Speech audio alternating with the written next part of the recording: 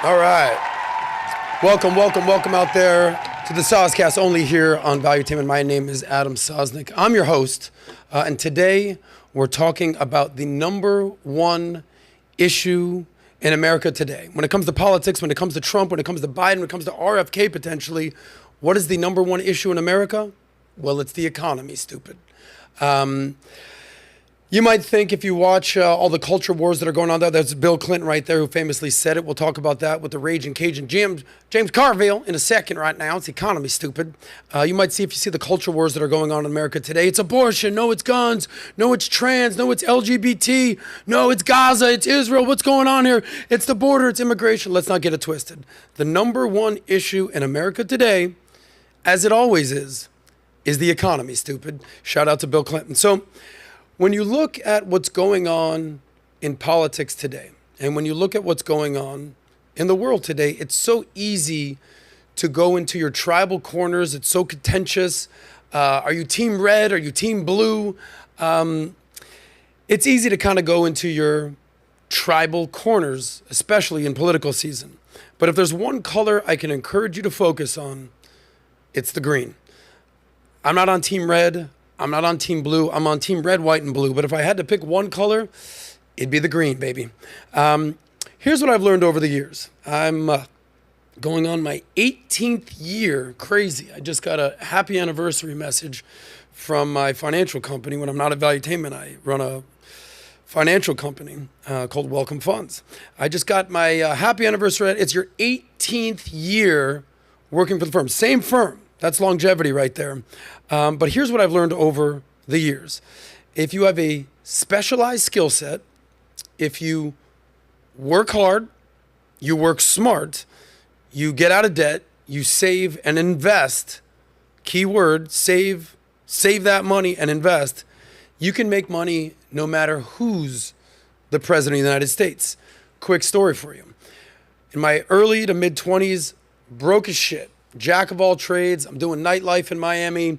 I have no specific skill set whatsoever. I'm doing nightlife. I'm doing stand-up comedy. I'm doing all sorts of stuff, making no money. I said, I got to get out of this rat race. And I took a job for a startup firm. 18 years later, I'm now the VP of sales at this firm, as a cold caller. Smile and dial for dollars. And in my first year, I made a whopping $5,000. Lucky me. So that was 2007. All of a sudden, I started getting good at my job.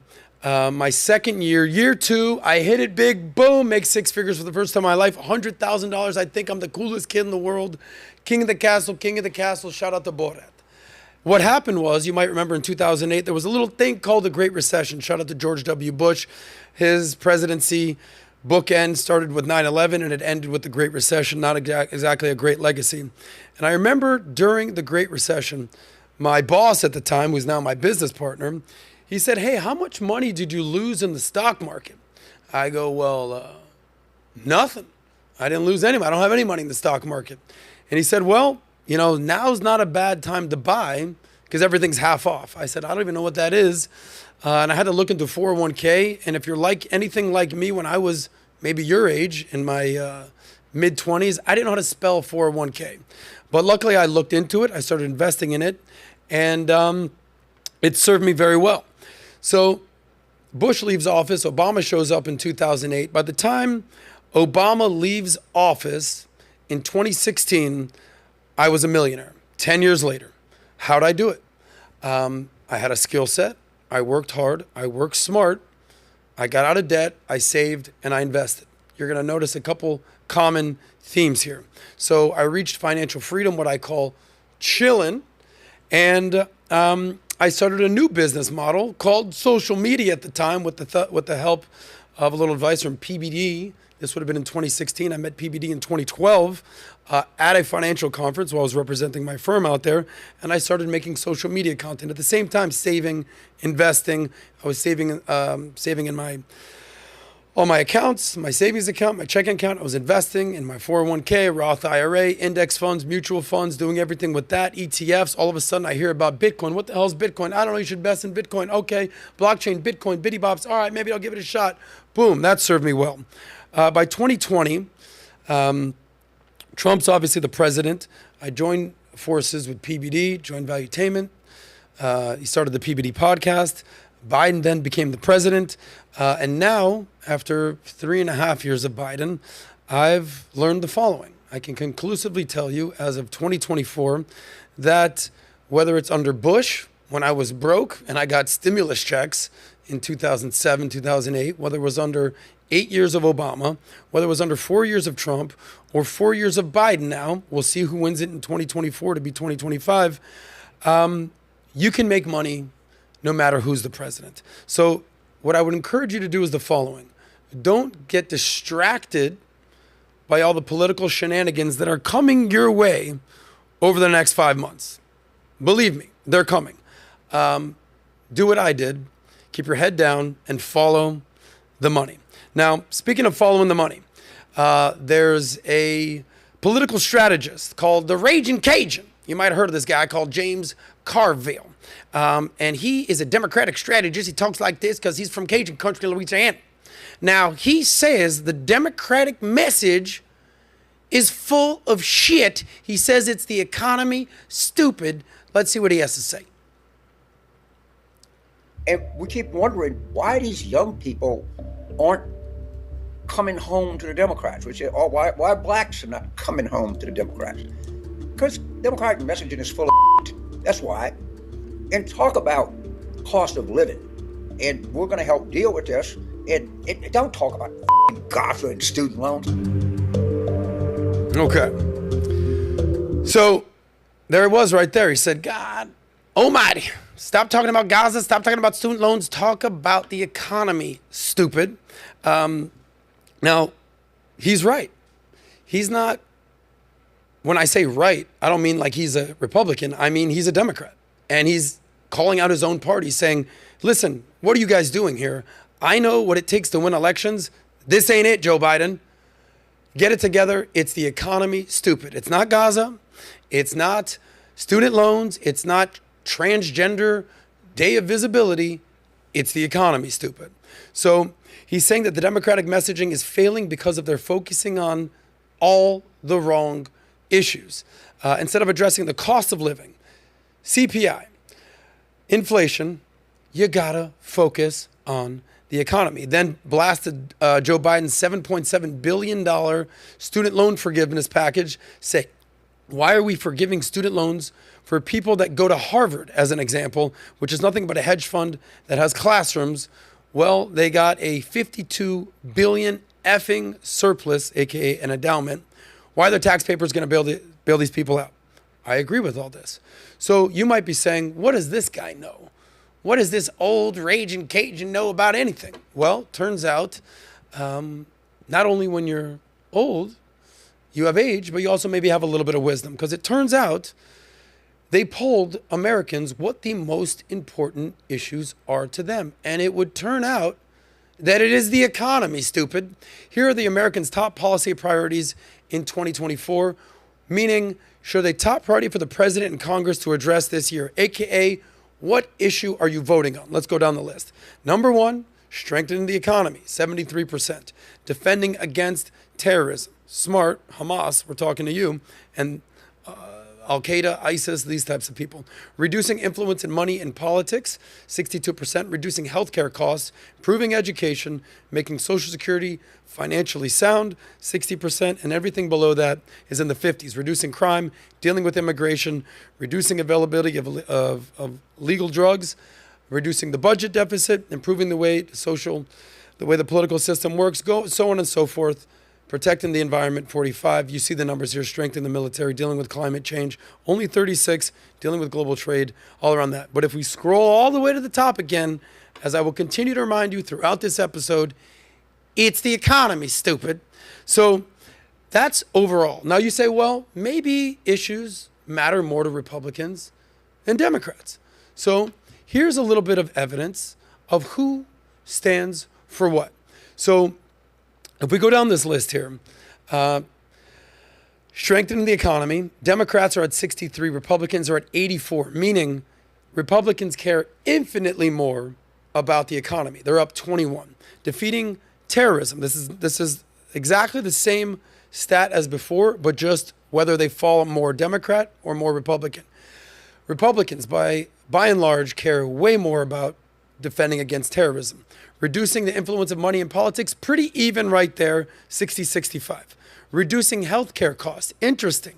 Democrats care way more about reducing healthcare costs than Republicans. They're up 21. Improving education, pretty even, 57-63. Making social security system financially sound, very even, almost a deadlock.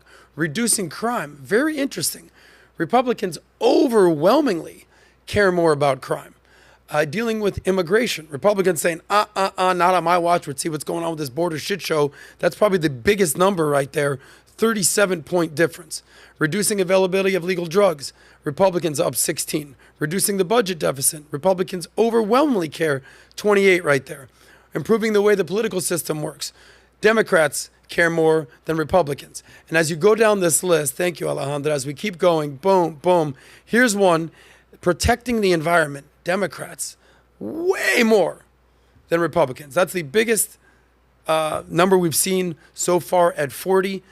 Dealing with problems of poor people, Democrats care more about the poor people.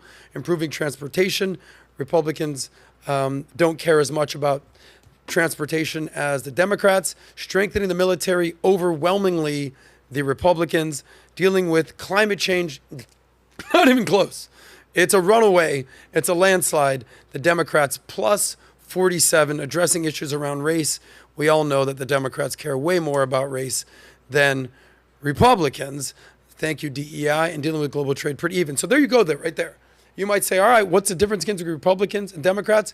Republicans care way more about the economy, about immigration, about defeating crime, terrorism, and the military. Democrats care way more about the climate change, the issues around race, issues around transportation, and there's pretty even dealings regarding how the political system works, dealing with global trade, so on and so forth. So there you have it right there. Now, those are a couple different voting blocks. What about women? What do they care about?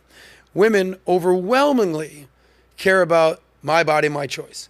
Abortion, cost of living, guns. Abortion is number one on the list here. Cost of living tied with abortion. Still, cost of living, the economy. Women overwhelmingly have abortion as their key issue. When Natalia and I were down in model volleyball, I interviewed dozens and dozens and dozens of models.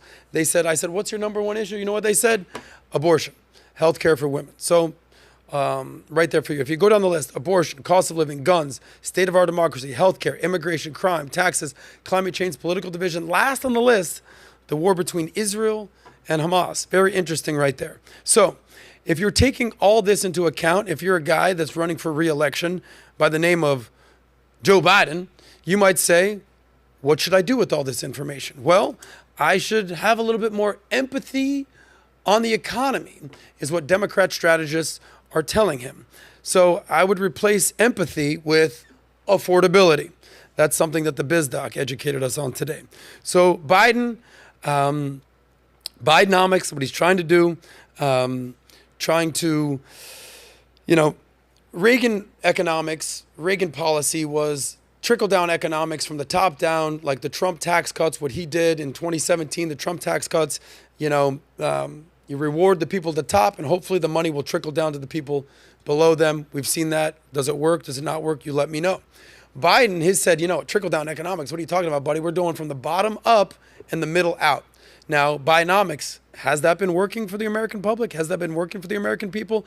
Biden's focusing on shrinkflation. Hey, you used to get, this much Doritos in your bag. Now you're getting this much. You used to get this much soda. Now you're getting this much. Is shrinkflation something that you're really concerned about?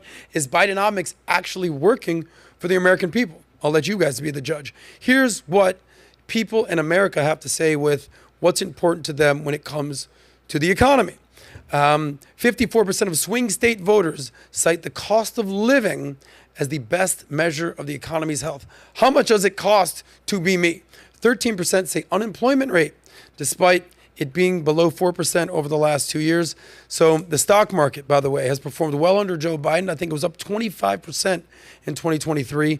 But as they say, there's a difference between Wall Street and Main Street. Here's what's going on in the economy, and then we'll wrap up with swing states. Inflation currently at 3.4%. Not bad, but not anywhere near the target of 2% that Jerome Powell and the Fed wants to get us to. Unemployment, 3.9%. Not horrible. They say we have a strong job market, but 4%, things that get a little shaky. If it gets to 5%, that's where things can get very ugly. Mortgages. Everyone talks about the mortgage rate, 7%. Why are mortgage rates 7%? Because the Fed fund rate is 5.25%, between 5.5%. The prime rate, aka what they're charging you out there as a bottom line, is at 8.5%. So, who's better on the economy? Trump, Biden. So, in a recent poll, it shows that Trump is leading in 6 of 7 swing states. We all know the swing states are Arizona, Georgia, Michigan, Nevada, North Carolina. If you scroll down to the bottom, then you got Georgia, and you got which one's left down there? And Alejandra's going to get me that. And Wisconsin, Pennsylvania, Wisconsin. There it is right there. It is. Alejandra, wave hi to everybody out there. Give her a little camera shot to my girl Alejandra. There she is. Nope, you didn't see her. Here's the bottom line. If it's the economy, stupid, and Biden is polling behind Trump in all the swing states, unless the economy turns around, unless the economy flips the script, as they say, we might be seeing that Main Street voters will be electing Donald Trump come 2024 election, and Joe Biden might be out on the street come 2025. You let me know your thoughts. Moving right along. So we just discussed that by far and away the most important issue to the American consumer, the American voter, is the economy. It's the economy, stupid. So if you sort of blindly follow what the mainstream media narrative was telling you, you would think that it's Gaza. I believe we have a clip of what's going on at the student protest. Watch this.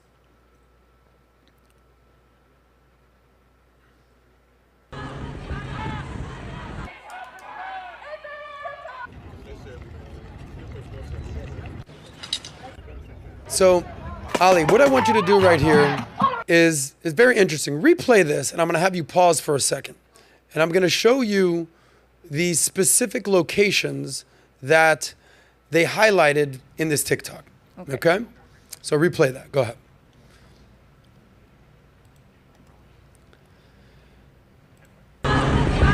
Pause it for a second. Now, it turns out Columbia, everything up there, Columbia, Cornell, UCal Berkeley, USC, Vanderbilt University, UNC, UT Austin. These are all what I would call higher institutions of learning. These are some of the hardest schools you can possibly get into, especially up there in the Northeast, Yale, Harvard, elite universities, the Ivy League. Now, you might be thinking,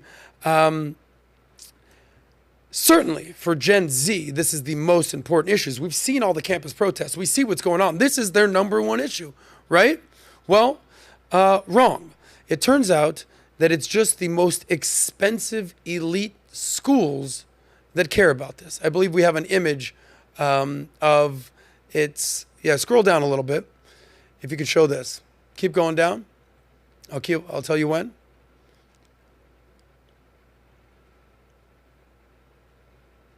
Nope. Keep going. Boom, protests and affordability of private institutions. So you might be saying, what are you talking about, Salz? What's going on right here? It turns out that the more a school costs, $20,000, $40,000, $60,000, $80,000, that the more, all of a sudden, the students care about what's going on around the world, around the globe, specifically in Gaza. What does that mean? So are you saying that most people don't care about what's going on in Gaza? Well, yes. The green maps, here's what they did. No protests were going on basically from the 20 to the 80. This is percent of Pell Grant students, meaning Pell Grants basically are for low income students. Your average student, normal people out there just going to school. They're focusing on their bills. They're focusing on their books. They're focusing on their grades. They're not focusing on Gaza. They're focused on what's going on here in the United States. Overwhelmingly, no protest. Then, as you can see it, where it's A little more expensive schools above 40,000, closer to 60,000, and very limited Pell Grants, that's sort of the top left, is where you start to see some protests, but no encampment. But the encampments in all green are all the elite, high-end universities out there. How could this be? What do you mean? If you go to the actual article, if you scroll out, you can ask the question, have pro-Palestinian protests taken place disproportionately at elite colleges, all the way to the top? Well, the answer is resoundingly yes. So if you can punch down to this article, make it a little bit smaller so I can read it. Here's what the article highlights. Scroll down just a little bit, Ali. Keep going down. So it turns out the average person is just trying to work on their grades, their books, their bills. So the student protesters at college campuses nationwide, united by their outrage at Israel's action in Gaza, can rightly be described as diverse. We understand that. Despite the masks, it's clear they come from different and racial backgrounds, and their views range from the belief that Israel should give up its war effort to the conviction of that Israel should be destroyed entirely. Very, very interesting. But one thing is not especially diverse about the protests, the campuses on which they've been happening. Keep scrolling down. Many of the high-profile protests have occurred at highly selective colleges like Columbia University. We talked about the elite universities here. Columbia, Harvard, Yale, Cornell, USC, Cal Berkeley, Emory, Texas. Some of the hardest, most elite schools to get in, hardest schools to get in. But since the national media is famously obsessed with these schools and gives far less attention to the tens of thousands of other kids at colleges where most Americans get their post-secondary education, it's hard to know how widespread the campus unrest has really been. So we at the Washington Monthly have tried to get to the bottom of this question. Have the pro-Palestinian protests taken place disproportionately at elite colleges where few students come from lower income families? Well, the answer is resoundingly yes. So what does that mean? So if you scroll up to the top of the article, are Gaza protests happening mostly at elite colleges? It turns out the answer is yes. Now, you might think, well, all kids care about what's going on in Gaza. It's their number one issue. Well, Bill Maher actually talked about this a couple weeks ago on his program. He actually highlighted, just a second ago, we talked about all the issues the American voter cared about. The economy, immigration, the border, what's going on there, gun control, housing, healthcare, corruption. Turns out it's exactly the same thing for Gen Z voters. We've been lied to by the mainstream media, especially during graduation season, that it's only Gaza. It's the number one thing. According to Bill Maher, here's the top 7: inflation, healthcare, housing, gun violence, jobs, corruption, protecting democracy. The list continues to another page, and it turns out, you have that one? It turns out Gaza isn't anywhere near the top 10. Crime number 11, climate change number 12, taxes 13, free speech. There's Israel-Palestine number 15. You would think that Gaza is the number one issue according to the media. Well, we've been lied to by the mainstream media. It's not in the top 10. It's barely in the top 15 for Gen Z. And it's not in the top 20 for anyone in America. Are you telling me that the media is sensationalizing what's going on in Gaza? No.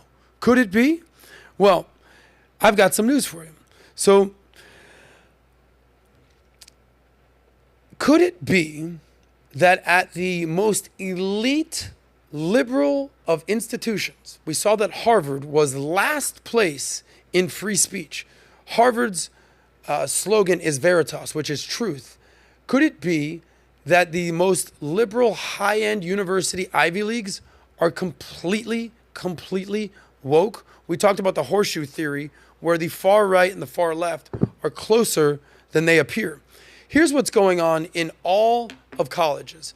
Professors are getting more liberal. As you can see, liberal skyrocketing up in purple, moderate sort of going a little bit further down, and conservatives barely at 20%. They said that 1 in 13 college professors are conservative, the rest trend liberal. So here's some more anecdotal evidence for you. At Harvard, here's what's going on there.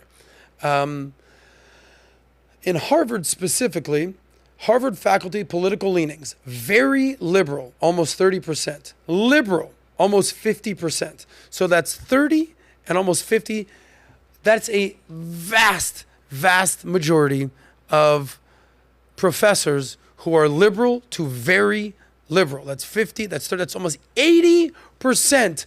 Now you have 20% that's moderate, and then a sliver, 2 to 3% that is conservative to very conservative. What are these kids supposed to learn while in college when all their elite professors are Marxists?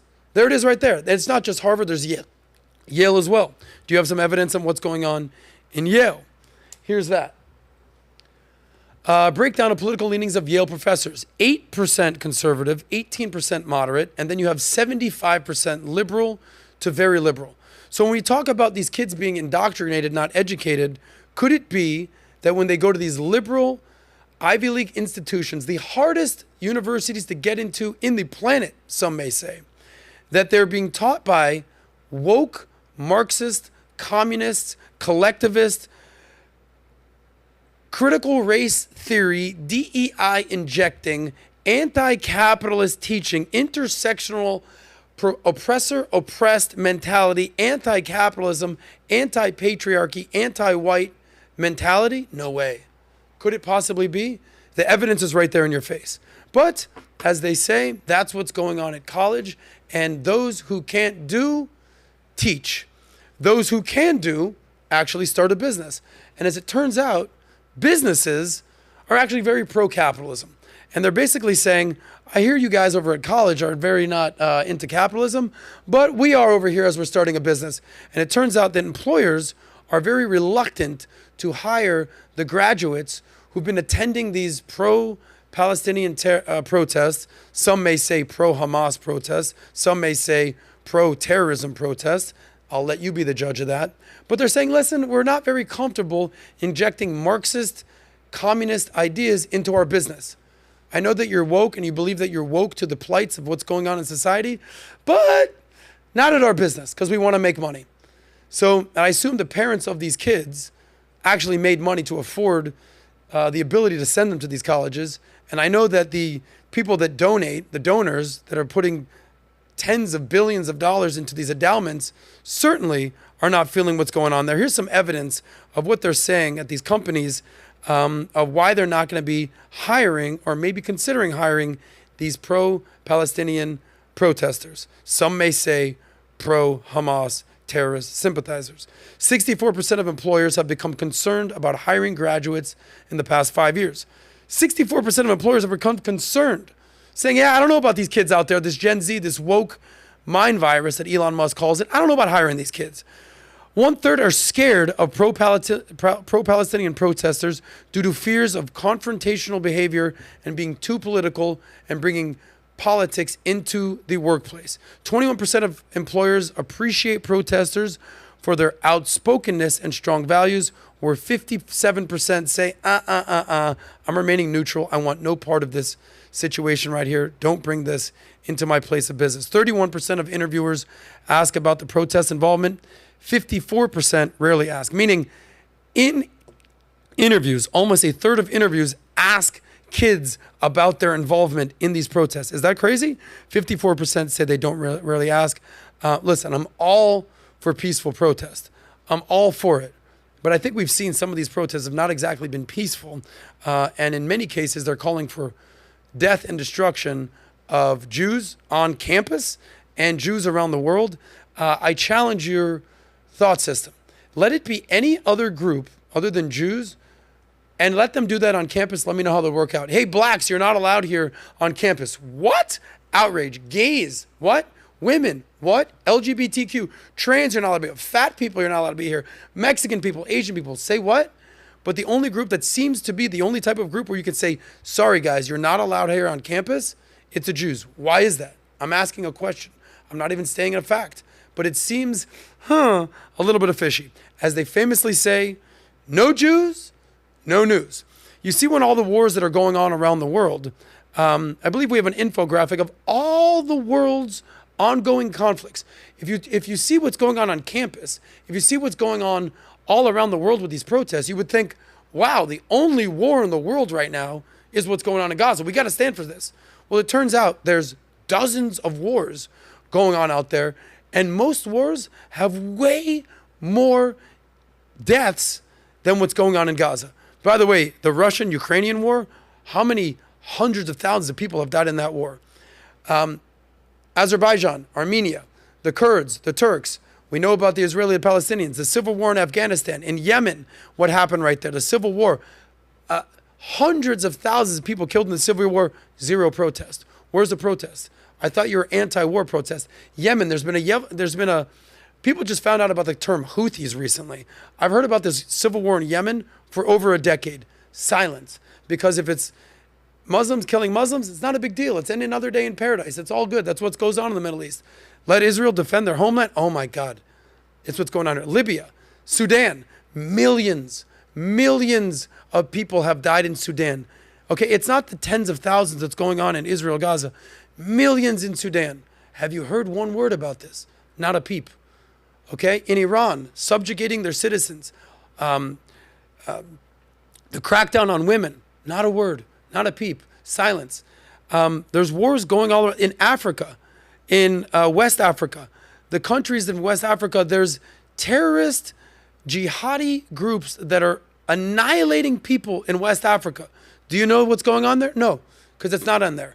Al-Shabaab in Somalia and in Kenya. You don't see one word about that. Why would we talk about it?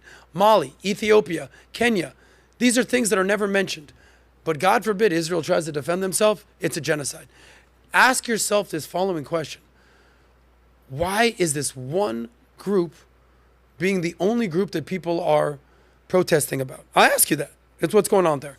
Could it be that anti-Semitism is still a thing? I don't know. But it seemed to be rearing its ugly head here in America on college campuses and around the world. I'll ask you this. I got into a little argument with my friend Vinny on the PBD podcast today. I said, you talked about the 40 people that were killed in the latest drone strike, but you didn't mention that there were 8 missiles shot into the most populated city in Israel, Tel Aviv. We left that part out.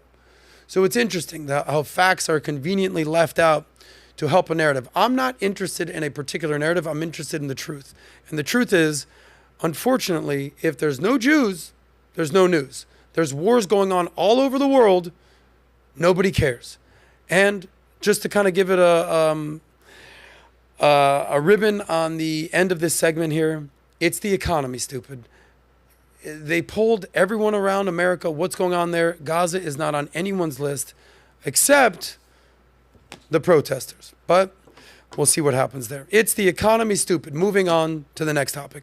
So the theme of today's show is the economy, stupid. So one of the elements of the economy, stupid, it's follow the money. And it's not just the money, follow the big money. And when I'm talking the big money, is there anybody that's got deeper pockets than this guy, Jamie Dimon, the CEO of Bank of America, Chase? Go ahead. But I don't think they're voting for Trump because of his family values. If you look, just take a step back, be honest. He was kind of right about NATO, kind of right about immigration. He grew the economy quite well. Tax reform worked. Mm-hmm. He was right about some of China, but he wasn't wrong about some of these critical issues. What? Boom. Okay, Mr. Dimon, let's... So there you have one of the, I'd be hard-pressed to find someone with more acumen, more savviness, and more knowledge than Jamie Dimon. So, but it doesn't end there. Here's an article right here that shows all of the fellow billionaires who are supporting Trump in his 2024 presidential bid. They say follow the money, follow the big money with the billionaires that are supporting Trump. Steve Wynn, Woody Johnson, Joe Ricketts, that's the founder of TD Ameritrade, John Paulson, hedge fund, just did a massive fundraise, $50 million. The money is now flowing to Trump. Very interesting. So if you pull up this article right here, Steve Wynn, famous casino hotel magnate, Woody Johnson, owner of the New York Jets, I believe. He's the heir to the Johnson & Johnson company. Joe Ricketts, he's the founder of TD Ameritrade, massive investment firm. Robert Bigelow, he owns Budget Suites. Linda McMahon, she was the family, I don't know if she's the daughter of the McMahon family, the WWE, you know what's going on there. Phil Ruffin is the casino magnate. All billionaires throwing their money behind Trump. Billionaire John Paulson hosted a fundraiser for Trump and raised $50 million, where the attendees contributed up to $814,000 each. Insane. But Jamie Dimon, massive name, who's sort of indirectly throwing his support behind Trump. Could it be? But it doesn't end there. Blackstone, you ever heard of Blackstone? You know, there's BlackRock, the massive fund manager. Blackstone is sort of like their little brother. They're run by CEO Steve Schwarzman. He confirmed Friday that he's going to support Donald Trump in his White House rematch with Joe Biden. Schwarzman, one of the biggest political donors on Wall Street, keyword Wall Street right there, said that concerns about the economy, immigration, and foreign policies under Biden, along with the dramatic rise in anti-Semitism in the country, drove his decision to embrace Trump. Now, keep in mind, Steve Schwarzman said the following in 2022, that he wouldn't be backing Trump because the Republican Party needed a new generation of leaders. But that was 2022, and this is now, 2024. You're only left with a couple different options out there. Are you Team Biden? Are you Team Trump? Maybe you're Team RFK. I don't know. But it seems like the big money on Wall Street is flowing to Trump. In fact, in April, Trump's campaign fundraising surpassed Biden's campaign for the first time in this election cycle. Here's a stat right now that shows, how much Americans trust Trump on the economy and inflation more than Biden. This is an article from The Hill, I believe. It shows that Trump is up 14% over Biden when it comes to handling the economy. Follow the money. It's the economy, stupid. The billionaires are backing Trump, whether you believe it or not. Now, these are some of the people that were backing Biden in 2020, but a lot of people are seeing what's going on. This is what we've seen over the past 4 years. And this is what PBD always says on the PBD podcast. You now have two clear-cut case examples. Here's what Trump did. Here's what Biden did. Compare the economy. Compare the stock market. Compare immigration. Compare inflation. Compare real estate. Compare CPI, the Consumer Price Index. You can compare. Now, when you remove the mean tweets, it kind of seems like people are gravitating towards Trump. Now, here's what I can guarantee you. Come October, it's still going to be a close election, because that's just where we're at in the country, is that half the country, more or less, is Republican. Half the country, more or less, is Democrat. And then you have 10% in the middle that's basically like, I don't know, I'm kind of bipolar here. I voted for Bush, then I voted for Obama, then I voted for Trump, then I went back to Biden, and I'm thinking about going back to Trump again. But it seems to be that if the economy is the number one issue, like we've talked about at the beginning of the show, it's the economy, stupid, James Carville, that if the economy remains the number one issue, which I assume it'll be, you could see Trump return to the White House this November. You let me know your thoughts. Moving right along. This is going to be a little bit more personal in the personal finance section. So remember the dollar menu at McDonald's? Remember the dollar menu at Wendy's? Remember the dollar menu at Burger King? Well, it turns out the dollar menu ain't exactly a dollar anymore. Roll this clip.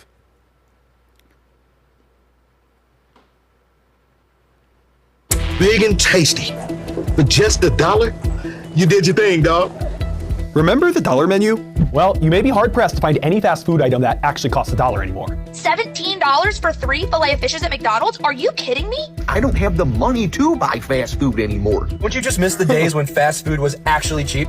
When looking at fast food menus nationally, here are the average prices for fries from McDonald's, a Happy Meal, and a burger combo from Burger King. But I paid even more than that. Here are the prices at fast food locations by the NBC offices in Midtown Manhattan. Yeah, broadly speaking, it's pretty pricey right there. Now, everybody's saying, what does this matter right here? You're talking about the dollar menu. Here's this article that actually popped up out there. Nearly 80% of Americans now view fast food as a luxury. Excuse me? McDonald's is now a luxury. Chipotle is now a luxury. You got the meats out there at Arby's is a luxury. What is happening right now?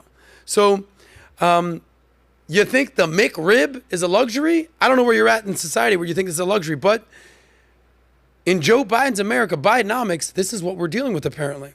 So This article basically highlights that due to rising menu prices, with 62% eating it less often because of increased costs, this is according to a Lending Tree survey. We're good on that. So the perception of fast food as a luxury is particularly strong among those making less than $30,000 a year. So those basically in the paycheck to paycheck mode, that's 71%. Making essentially minimum wage, $30,000 a year is $15 an hour. Parents with young children, 58%. Gen Zers who aren't making a lot of money. And women, apparently, because of the wage gap, 53%, saying that fast food is now a luxury. What is happening right now? Menu prices at major food chains like McDonald's, Chipotle, Taco Bell have risen significantly since 2014. It hasn't just started since COVID, which has outpaced inflation. In response to slowing sales, McDonald's and Wendy's are now introducing cheaper meal options, such as the $5 value meal and a $3 breakfast deal. That's great. So I'm seeing this and I'm like, what is happening in society today that the dollar menu is no longer a dollar? Consumer price index, inflation's out there.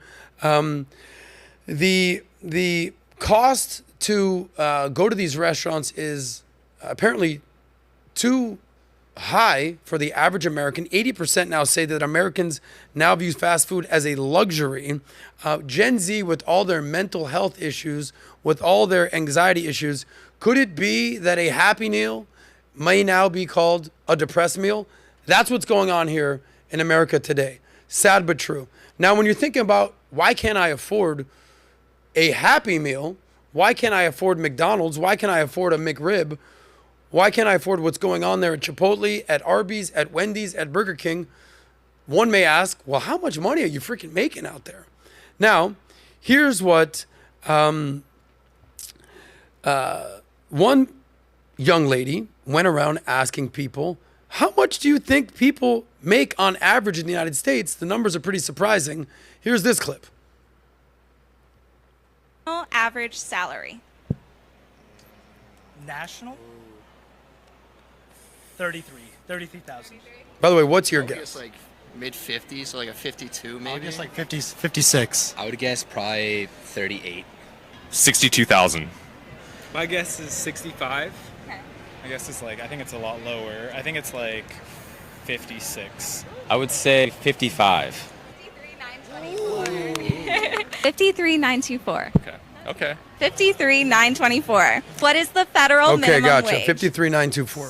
So there's a difference between the average and the median price of income. We understand that the average sometimes can be skewed higher than the median. But here's an interesting stat about how much money people are actually making in America today. Now, what I would encourage you to do is don't compare yourself to the richest people in society. Compare to people your age. They say that comparison is the thief of joy. Well, look at these numbers. And they do the earnings by age in the United States. There's 7 categories. And they start from teenagers all the way down to retirees, to those boomers out there. 7 categories. So from 16 to 19 years old, the annual wage is about $30,000 a year.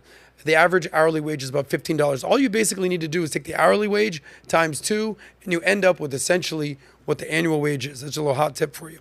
20 to 24-year-olds, basically kids in college, graduating college, annual wage, $38,000.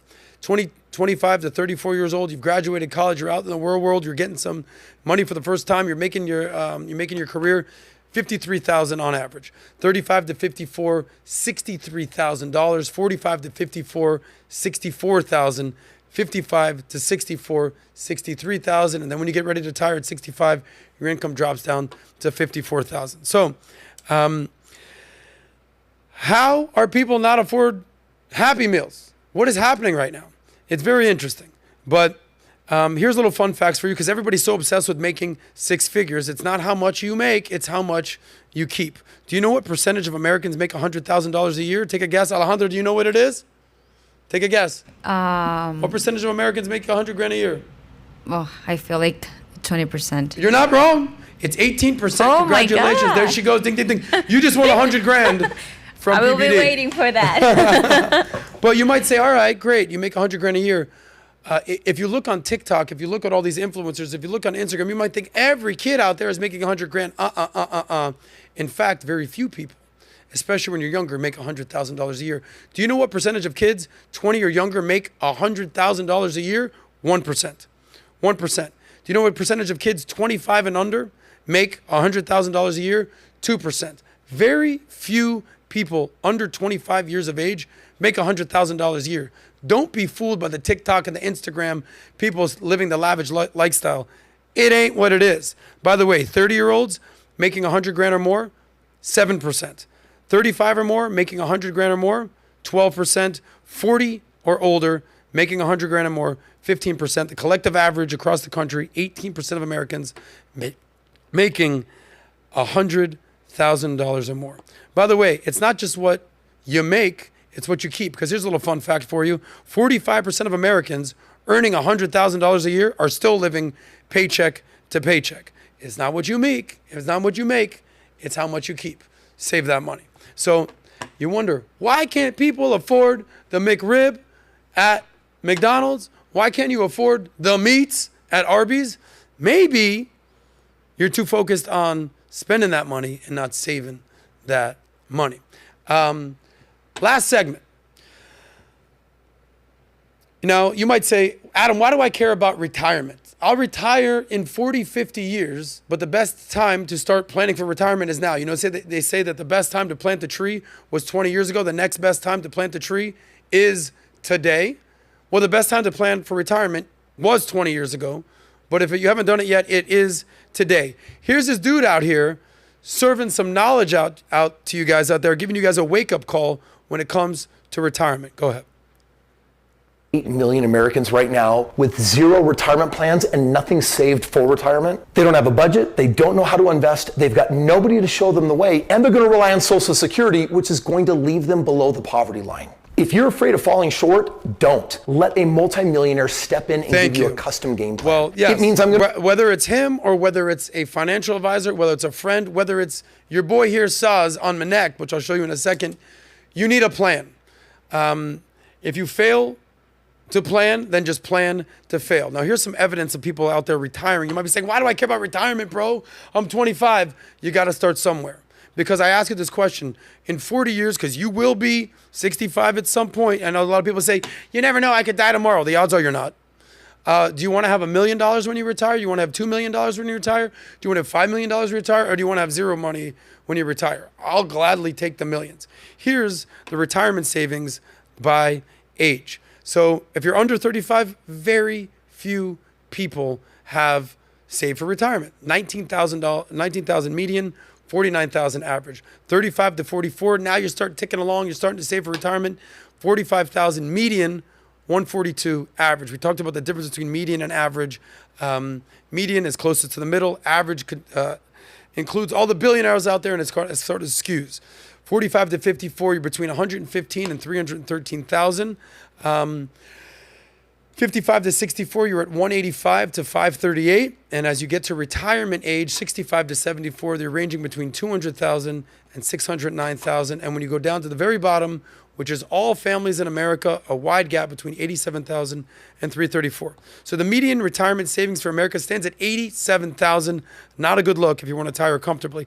But a recent survey says, how much money do I need to retire comfortably? Now, apparently the number is 1.46 million is the ideal number for a comfortable retirement. I would argue that you need a lot more than that. Now, that it's up from 1.3 almost in 2023. So the 2020 consensus data showed that 58% of Americans, 55 to 64, have retirement accounts. So flip a coin out there if you're even investing or have a retirement account. One of the things that stands out to me in the 2016 election when Bernie Sanders was giving Hillary Clinton a run for the money, he was on a late night show. It could have been Kimmel, it could have been Fallon. I don't know. They're all the same at this point. And he says, do you understand that half of all Americans have nothing saved for retirement? Nothing saved. The future looks bleak. Now, it'd be funny if it wasn't sad and true. Now, here's what I would encourage you to do. There's something called the three-legged stool of retirement. Boom. So there's three legs here. Number one, you have Social Security. Number two, you have a pension plan. And number three, you have your personal savings. I'll ask you out there. the pension plan in the middle. What percentage of you people watching right now have a pension? Unless you're a cop, unless you're a teacher, unless you're a fireman, unless you play in the freaking NBA or the NFL, you more than likely don't have a pension. I think it's less than 10% of society in America today has a pension. So boom, you got 2 legs of a stool left unless you're one of those people that have a pension. The first leg is Social Security. Social Security on average is about $2,000 a month. That's $24,000 a year. And they're basically saying that when you retire, only 75% of Social Security could be left. Uh-oh. So $1,500 a month, maybe it's $2,000 a month. That's it? So what does that mean? You need to save that money. Your personal savings, your personal retirement, your cash in the bank, your 401k, your retirement money is what's going to get you through retirement. Now, there's an article out here that more than half of millennials think that they're going to be a millionaire. It's not this article, it's the one before that. More than half of millennials think that they're going to be a millionaire. Well, I don't know if they're delusional. I don't know if they need a wake-up call. But we just saw that only 10% of society is a millionaire. Or sorry, 18% make $100,000 a year. Very few, if anything, the 1% become millionaires. Now that's 50%, call it delusional. Just half of millennials are investing in the stock market. There's no way that you're going to become a millionaire if you don't invest in the stock market. A plan, a wish and a dream is not going to get you to becoming a millionaire. And you can't save your way to becoming a millionaire. You need to invest your way to becoming a millionaire. I say save that money, but save so you can invest. Fun fact for you, it takes 27 years on average to become a millionaire. The average age of a millionaire, 57 years old. 80% of millionaires didn't receive inheritance, meaning the vast majority of millionaires did it on their own, and 2% grew up in high-income families. Meaning if an average person out there, if I can do it, you can do it. I was a dead broke kid living on my friends' couches at 25 years of age. 35 was a millionaire. It takes a profession, it takes a skill set, it takes hard work, it takes working smart, it takes getting out of debt, it takes saving, it takes investing. But a lot of people are delusional and they think that they're going to become millionaires by wishing and praying. That's not how it's going to happen. 1/3 of a millionaire, by the way, never made 6 figures. If anyone can do it, it's that right there. Do you have a Monect thread? By the way, if you want to reach out to figure out how to get your money right, you can reach out to me on Monect. I do strategy sessions and text messages, getting your money right on Monect. The vast majority of people are saying, hey, Soz, how do I get my money right? I'm making this amount. I want to make this amount. I'm changing careers. What do you recommend? How do I balance a budget? How do I get out of debt? How do I invest? I've never invested before. You can ask all these questions to me and many other experts on Monect. So there it is right there. All right, final point. We talked about it's the economy, stupid. We talked about the list of key issues out there that Americans care about. Now, I would challenge the young people out there. I know that you want to change the world, but it starts with changing your financial future before you start changing the world. So 50% of young adults want to fix the world. Here's this article. Less than half can secure their own financial future. I often say the following. Stop focusing on what's going on at the White House. Start focusing on what's going on in your house. Here's a report by TIAA. Finds that 56% of young adults, 24 to 35, feel they have a role in solving global issues, such as climate change and social injustice, while 42% believe they can secure their own financial future. 51% don't expect to do well as financially as their parents. So a goal without a plan is just a wish. The numbers are pretty alarming. They're pretty shocking. So, you know how you're on a plane, and if they say, in the event of an emergency and the oxygen masks fall down, secure the mask over your face and then over your loved one, over your child. It's the exact same thing that's going on here. Before you can fix the world, fix your house. Fix your own financial house. Everyone wants out to be out. You want to fix Gaza. You want to fix the social injustice. You want to fix what's going on in all the plagues of society. The global, everything that's going on the earth, global warming, everything that's going on. How about not being broke? How about having a job? How about working and earning for a living and focusing on the economy? Stupid. Stop focusing on what's going on at the White House and focus on what's going on at your house. It's the economy, stupid. We'll see where the election goes from here. That's it for today. Let me know your thoughts on today's episode. What is your most important issue? Is it the economy? Is it immigration? Is it the border? Is it the healthcare? Is it guns? Is it abortion? Is it Gaza? Let me know in the chat below.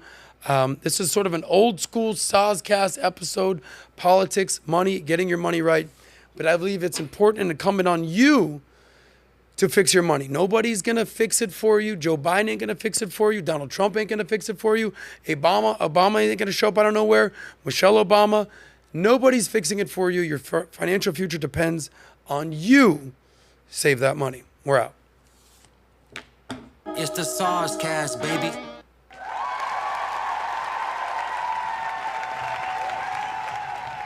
I felt like I was rushing.